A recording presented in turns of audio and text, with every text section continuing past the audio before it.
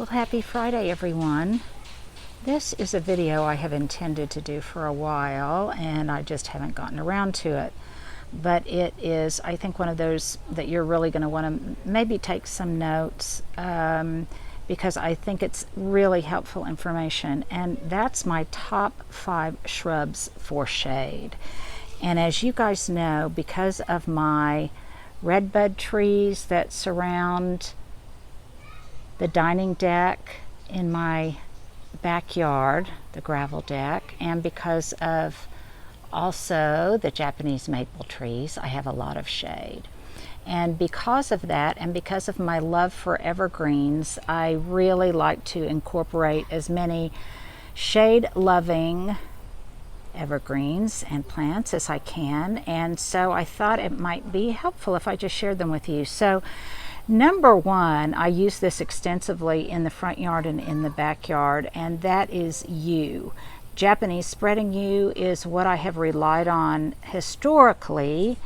As you can see, these get really huge. I have found that they transplant pretty easily, but they also have a lifespan, and some really gorgeous ones I had in the front yard lasted about 20 years, and then they succumbed one year to just heat and drought. But they're really wonderful, and there's another variety that I'll show you in a moment. Now, if you want to illuminate kind of a dark space, I highly recommend the Goldust Plant or Akuba Japonica. I love the foliage for so many reasons. For one, you can complement anything that has yellow foliage or a yellow flower because it makes just a great combination. And I also love it because it's got glossy leaves, and that also serves to kind of illuminate a dark space when light bounces off of them. And they will also put out red berries. And I think, to me, they seem to be a moderate to fast grower. I've got one over here that I've had to cut back many times. And I thought, because I wanted some balance, I put another one on the other side of the window box. So they really are performing very, very well in this space. So that would be my number 2 plant. My number 3, and excuse the uglies, this area is still having some work done to it.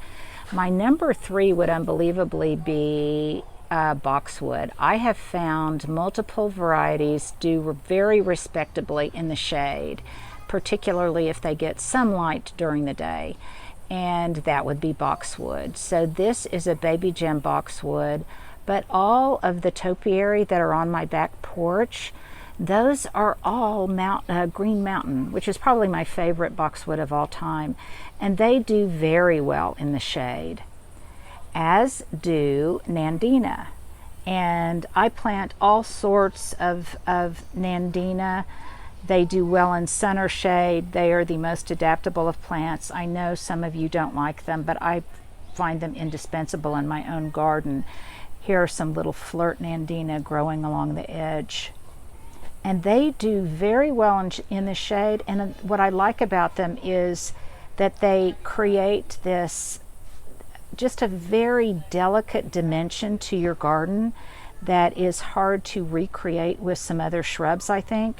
And for the most part, they are evergreen. Now, in a very hard winter, they might lose their leaves, but then they come back.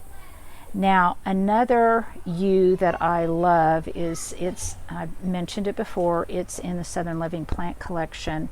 It has more of a tropical feel than the Japanese spreading yew, I think, and I do think it does better in deeper shade. It's got longer needles, and this is Yewtopia, and it really, and I think it looks beautiful with the Nandina.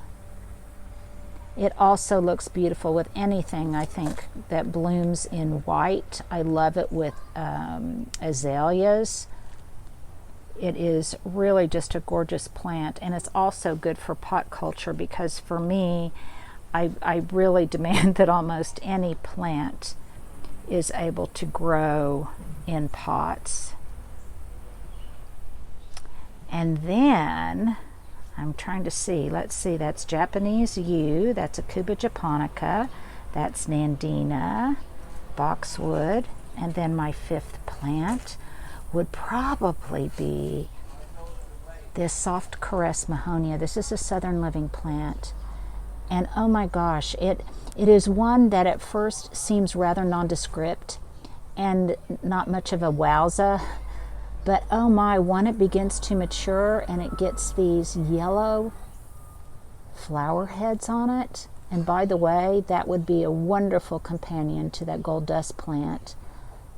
I love the way the yellow buds kind of nestle down inside there. It is just a wonderful plant for containers, for window boxes, for adding delicacy to your garden in a shady area.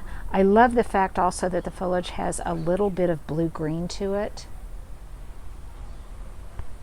There I've got it next to a lemon lime Nandina, which can also handle some shade, but it really needs more sun to color up.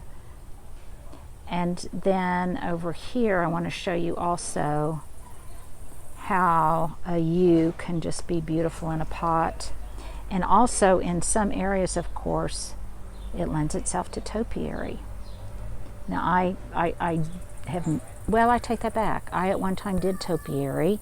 I had some tall, slender, I think they were Hicksai yews, which tend to be taller and more columnar, and I topiaried them into poodle shape, and I had them for quite a long time until a hailstorm of all things took them out and just did too much damage. So that's what that yew looks like growing in kind of a chalice shaped pot, and I think it's just beautiful. So there are my top 5 plants for growing in the shade, shrubs for growing in the shade. There is some more of that mahonia.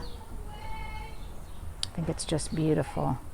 And the more shade I have, the more shade-loving plants I'm using. And you may be in that boat too. So there you go.